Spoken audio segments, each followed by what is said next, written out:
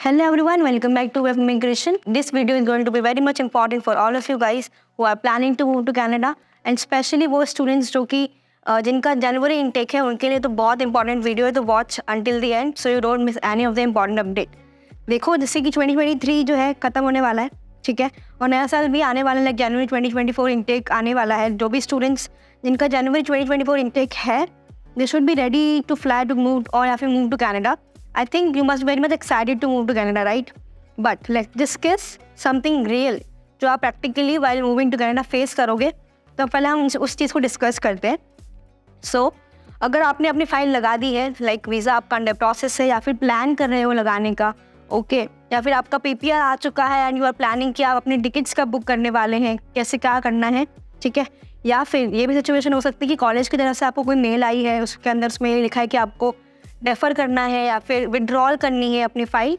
ये सब सिचुएशंस में हैं अगर आप, या फिर ओके, और आपने कोई भी इंपॉर्टेंट मेल मिस कर दी है कॉलेज की तरफ से, तो ये वीडियो आपके लिए है। So watch the video until the end. तो अगर आप कभी किसी भी सिचुएशन में है जो भी मैंने ऊपर बताई है, उस वीज़ा प्रोसेसिंग के अंदर है या फिर कोई भी एक्स्ट्रा सिचुएशन में है, और अगर आपको प्लान कर रहे हो लाइक वो जो जर्नी है आपकी, like from moving to Canada to like वहाँ तक पहुँचना एक बिग टास्क है, लाइक इस बहुत इंपॉर्टेंट क्रूशल लाइक आपकी लाइफ का एक बड़ा चेंज होने वाला है उसके अंदर। तो यू नीड आपको एक सपोर्ट या फिर एक गाइडेंस मिले उस पूरे जर्नी के through. So here we are Web Immigration will help you throughout each and every process. आप कॉल करें हमें डायरेक्टली, आपके जो स्क्रीन पे नंबर दिए गए हैं, या फिर आप हमको इंस्टाग्राम से कॉन्टैक्ट कर सकते हैं, या फिर आप इसी नंबर से आप व्हाट्सएप पे कनेक्ट करिए, हमको फॉर्म फिल करिए and we will help you out, okay. और अगर हम बात करते हैं कनाडा प्रोसेसिंग टाइम की, और जो PPR जो है स्टूडेंट्स को मैक्सिमली 10 to 12 डेज़ के अंदर मिल रहा है।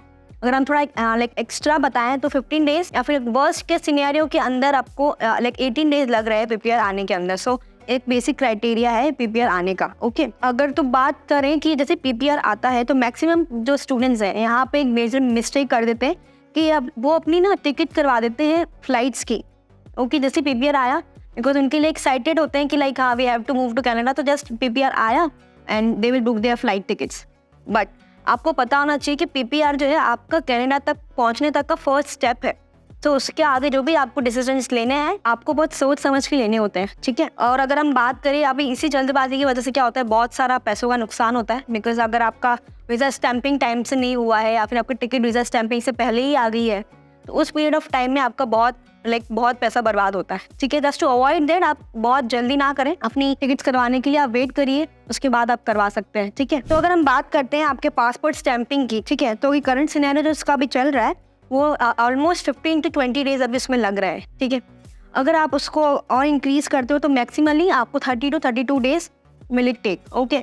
अगर आपको मैंने ये बताया है तो जस्ट ऐसा नहीं है कि आप लाइक इस टाइम को एस्टिमेट करके अपनी टिकट्स करवा दें। बट अगर आपको कहीं सस्ती टिकट मिल रही है कंपेरेटिव टू आपको लाइक लाखों नहीं देके लाइक हज़ार्स में काम हो रहा है, अगर आपको करवाना भी है तो गो फॉर रिफंडेबल या फिर एक्सटेंडेबल टिकट्स, ओके। तो एक्सटेंडेबल टिकट्स का ये मतलब होता है जस्ट फॉर एन एग्जाम्पल, अगर आपका टिकट है 12 जनवरी का, बट आप किसी भी XYZ सर्कमस्टांसेस की वजह से आप नहीं जा पाए कनाडा या फिर आपकी फ़्लाइट मिस हो गई, तो आप क्या कर सकते हो, लाइक 2-2.5 हज़ार रुपये या फिर 3 हज़ार रुपये आपको पे करने होंगे, और आपको सेम फ्लाइट सेम सीट में 3-4 दिन का आप एक्सटेंड करवा सकते हो उसी सेम उस अमाउंट के अंदर। जस्ट टू आपको ना 2 से 2.5 हज़ार रुपये एक्स्ट्रा देने पड़ेंगे एंड दैट्स इट, ओके।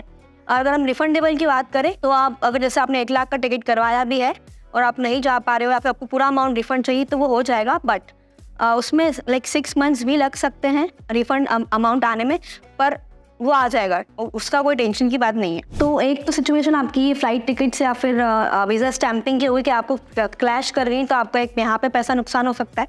अगर हम एक और सिचुएशन कंसिडर करते हैं जहाँ पे आप कॉलेज को लेके चलते हैं कि वहाँ ये हुआ है कि आपको कॉलेज ने कुछ भेजा है, लाइक इम्पोर्टेंट मेल भेजी है, आपने चेक नहीं करी, लाइक ओवरव्यू कर दिया है कि हाँ लाइक किसी कंसल्टेंट के थ्रू अगर आपने करवाया है, तो अगर उनके आप भरोसे बैठे हैं कि आप वही मेल चेक करेंगे तो ऑब्वियसली आपकी फॉल्ट है, जस्ट बिकॉज आपको जाना है वहाँ पर, तो you should go through your mails on a regular basis, ताकि आप कोई भी इंपॉर्टेंट मेल वो मिस ना करें जो भी कॉलेज ने आपको भेजी है, ठीक है। अब जैसे कि फॉर एग्जाम्पल उसमें उन्होंने मेल में ये लिखा है कि आपको जनवरी 2024 की जो सीट्स हैं वो लाइक फुलफिल हो चुकी हैं, और आपको या तो अपना एप्लीकेशन विड्रॉल का डालना पड़ेगा या फिर आप रेफर करवा सकते हैं। 2 सिचुएशन है मेजरली, ठीक है। और आपने वो मेल पढ़ी नहीं है तो आपने वापस वही टिकट करवा दी, और आपको डेफर करवाना है तो इट्स अगेन आपका पैसों का लॉस है वहाँ पर।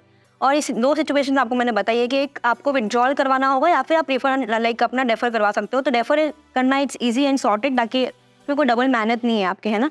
अगर आप विड्रॉल की बात करते हैं तो विड्रॉल में ये होगा कि अगर आपको बोला गया है कि आपको विड्रॉल करवाना है तो आपकी लाइक आपको स्टार्टिंग से like from zero you have to start again, because आपका जो वीज़ा लगा है वो आपके प्रीवियस कॉलेज और उस हिसाब से लगाया गया है। तो आपको अगेन अगर आपको विड्रॉल करनी है तो आपको वही पैसा फिर से लगाना है, वही लाइक आपको स्टार्टिंग से स्टार्ट करना पड़ेगा। तो ये आपके लिए सजेशन है कि आप प्लीज़ उस हिसाब से प्लान करें और जल्दबाजी बिल्कुल भी ना करें। आप अपनी फ़्लाइट टिकट्स करवाने की वेट करिए, जब तक आपकी स्टैंपिंग नहीं हो जाती, वीज़ा आपके हाथ में नहीं आ जाता, आप फ़्लाइट टिकट बुक्स मत करिएगा। Okay, so this is what I wanted to say in this video. So that's it for today's video. Hopefully this information was helpful to you.